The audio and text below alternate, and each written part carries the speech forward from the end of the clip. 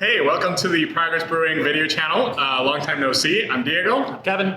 We're going to talk to you about the new upcoming box that's coming out in just a few days. Yeah, mid-September box, and we're going to first talk about our the side-by-side series in that box.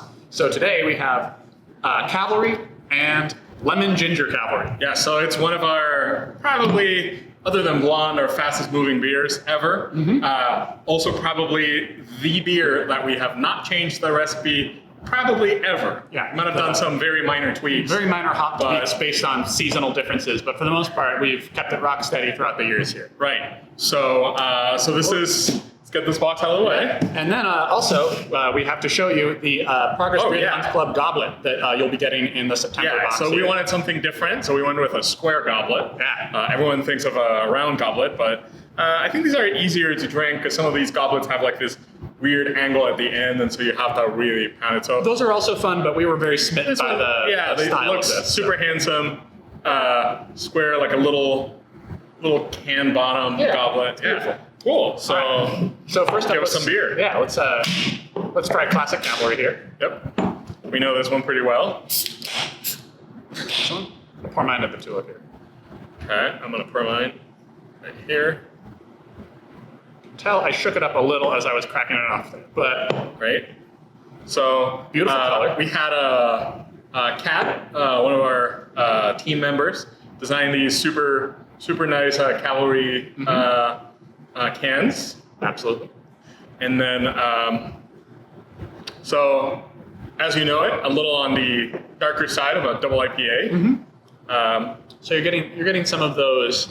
Not quite garnet, but ambery tones in there that come from some of the more caramel malts we have in there, in addition to just a slightly longer boil time. Yeah, so in the can you can see that we're adding not only the malts that we use, but the hops. And so for malts, we have pale caramel and wheat malts. So it has roughly about 10% wheat, 20%, about 3% caramel malts, and the rest is pale. So that gives you this fantastic color, and then a little bit of a longer boil time to get kind of the hop extraction and bitterness that we want. Multi flavors balanced by the hop extraction and bittering. So I mean, it's a double IPA, so you're getting hops. That's the main note here, I would say. You get citrus, a little bit of pine, a little bit of resin. You get a lot of mango, a lot of tropical fruit. Yeah. So just to refresh everybody's memory, so we bitter it with Falconer's Flight, which is a hop blend of a bunch of great high quality Pacific Northwest.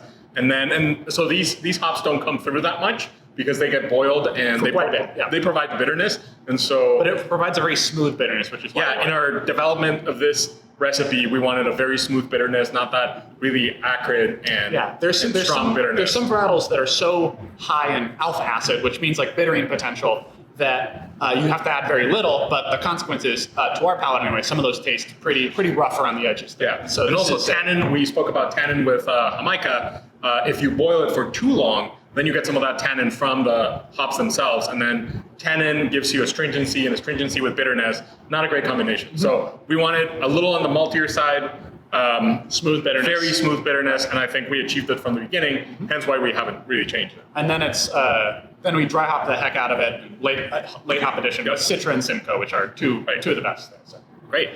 So that Cavalry, that's the Cavalry we know and love. A lot of people know it. Yep. And then, so going to the side-by-side series, and you see this more elaborate beautiful can label here, also designed by Kat. We thought, well, if you have a lot of tropical fruit and some citrus in the Cavalry itself, how about playing with some of the spicy flavors and adding some more kind of brighter citrus? And so we have been thinking about playing with lemon and ginger for a while, more in a saison. But we thought, what would it turn out to be in an IPA, especially in Cavalry? So I think we did that, and we got some surprises because at some point we were doing them individually, having the lemon and the ginger separate, and I wasn't too surprised that we didn't have something just as good as original Cavalry. But when we put them together, I was blown away. Yeah, no, I thought this is a winner. Trying just the ginger on the alone was cool, but a little underwhelming. And adding the lemon really made it pretty interesting here. So You can see we inadvertently made a hazy IPA here, Right. because we added a lot of fresh ginger into the mix there. So Probably also lemon. We use the rind also. We include the rind. So a lot of those oils, oh man, that's great. yeah, a lot of those oils kind of go into which also unfortunately kill the head a little bit. A little bit, yeah. Because you're adding a lot of sort of surface agents. And the acid kind of The acid from the lemon, yeah, But- kills some of the properties that actually give you this really nice head. But this is what it used to be, and then after adding ginger and lemon, Oh wow, that's great. it's really good. Yeah, no, it's super fun. Adds a lot of kind of complexity to the hop character of the base beer there. Yeah, just like in our Jamaica side-by-side series last time, it is a completely different beer. It doesn't feel like it was kind of sloppily put together at the end. It's integrated. You can taste the ginger, but it's not overwhelming because ginger can really overdo you can overdo it on ginger. It's very lemony, but It's not an acid bomb. not an acid bomb. More on the aromatics of the lemon, like fresh. And you still lemon. get a nice punch of citrus and tropical hop You character. get probably more and into the stone bitterness. food like peach. Yeah. Like more peachy, like from mango plus the lemon. You probably balance around like some peach flavor. You can still taste some of that mango in the background. That's great. And bitterness still there. Maybe accentuated a little bit by the acidity of the lemon. And the heat of the ginger. Heat of the ginger, absolutely. Yeah, very interesting. Much like when you have when you're drinking an IPA with, let's say, spicy food, either Right. Tacos and salsa or some Thai food and such, you can really intensifies the heat of the peppers you're eating with that bitterness character. So kind of in a similar way, the ginger kind of intensifies with that bitterness flavor, but it's not overwhelming. It's great. Yeah, fantastic. I think it even tastes to me like a little like candy. Yeah, candied ginger. Like candied ginger with a lot of citrus and some tropical notes. Well, Yeah, I think we nailed got a it. winner here. Yeah. So, if you'd like to try this delightful side-by series and a couple other wonderful beers that will be in the box as well, Yep. sign up for our beer box. If you already have, you don't have to wait for much longer because it's coming imminently. And if you do sign up or you're already signed up, you do get this wonderful Beer of the Month Club goblet. And so Great. Well, subscribe to our channel if you're watching it on YouTube.